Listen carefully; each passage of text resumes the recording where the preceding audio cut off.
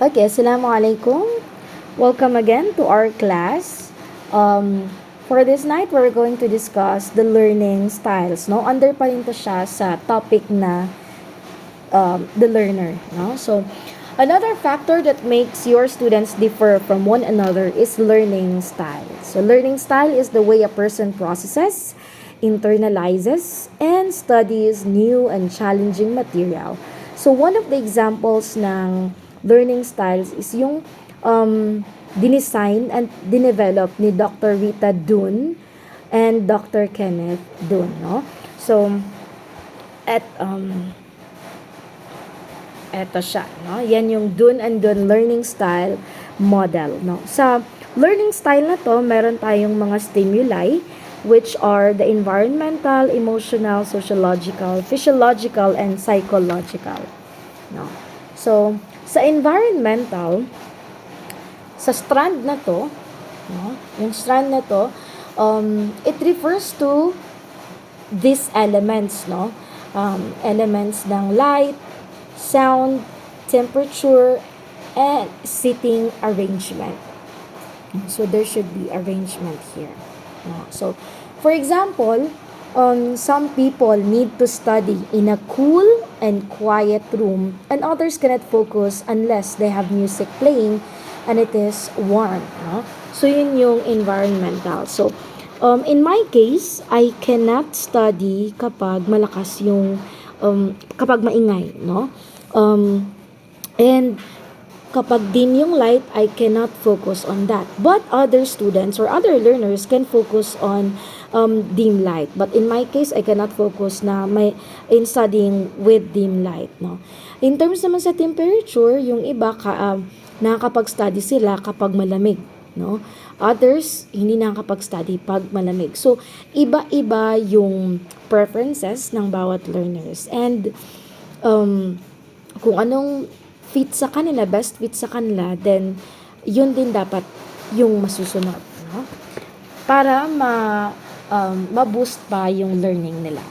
Then, let's proceed to the emotional strand.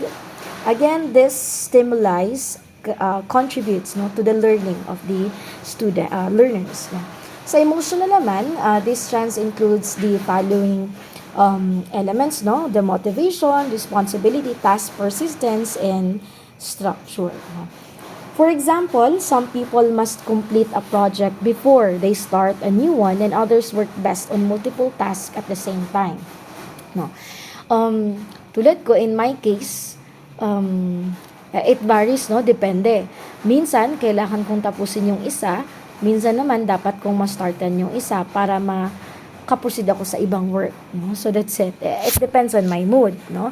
Tulad din ng ibang learners. Some learners may be strictly na dapat mauna munang matapos yung isa. Then yung others may be dapat sabay-sabayin ko, no? So, depende. Another one is the sociological strand. So this strand represents elements related to how individuals learn in association with other people. No? They may learn alone or with peers. They may be an authoritative adult or with a colleague,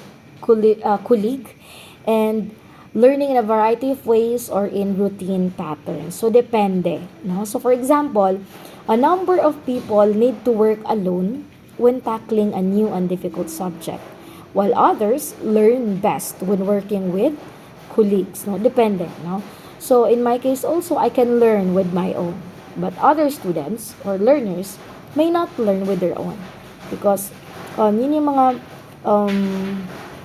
learners na they need to have a group study para matuto sila. No, so it depends. No. Sa mga preferences nila. And then we have the physiological strand. No? The elements in this strand correspond to the following. No? It could be perceptual, intake. When you say perceptual, it could be auditory, visual, tactile, or kinesthetic. No? Again, it could be auditory, visual, tactile, and kinesthetic. And then we have also the time of day energy levels. Minsan, may mga taong nocturnal. Meaning to say, gabi sila nakakapag-study. Yung iba, dapat early in the morning. Mayroon din tayong intake, no? Meaning ng intake, kung ano yung kinakain nila during the study. Or, kaya ba nila, dapat ba silang kumain muna before mag-study or after na lang mag-study, no? And then we have the mobility, no? It could be they may be able to learn while moving around or sitting lang, no? Depende pa rin yan siya. Another one is the psychological strand, no? So the elements in this strand correspond to the following types, no, of processing. We have the hemispheric, impulsive or reflective, and global versus analytic. No? So, the hemispheric element refers to the left, no, and right brain processing modes. No? So, impulsive versus reflective style describes how some people leap before thinking, and others scrutinize the situation before moving an inch. And then, when you say sa dito naman sa, they could be analytic or global. No? So, yun yung sa psychological na strand. No? So, global learners, ito sila, prefer to work in an environment with soft lighting and informal sitting. People with this processing style need breaks, snacking, mobility, and sound. When you have also the analytic learners, they prefer to work in an environment with bright light and formal sitting. And they work best with few or interruptions in a quiet environment and little or no snacking. So, in my case, I am more of an analytic learners, no? So, ako ay belong sa analytic. What about you, no? Global learner ka ba or analytic? Just comment down your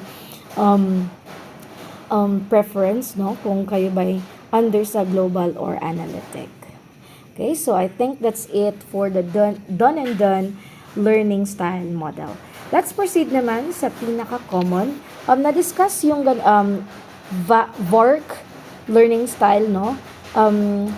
Ito, ang concept na to ay na-discuss siya dito sa physiological under the perceptual, no? Yan yung sa VARC model. So, that's it. No? So, let's discuss more about the VARC. So, we have the VARC learning style. And when you say V or the visual, the learners can learn more while with visuals, no? They are the fast talkers, they're impatient, they use words and phrases that evoke visual images and see and visualize. Meron din tayong oral, no? They learn best when they hear, no? The lesson, no? They are slow speakers, they are natural listeners, linear thinkers. They prefer explanation than text, and they listen and verbalize. Meron din mga bata na they learn more while they read or write, no? So they prefer written text, emphasize text-based input and output, and enjoy reading and writing. And we have also learners na kinesthetic, no? Meaning to say, they learn more while they are doing something, no? They are described as slowest talkers. They're slow to decide. They use all senses to engage in learning. They do unsolve.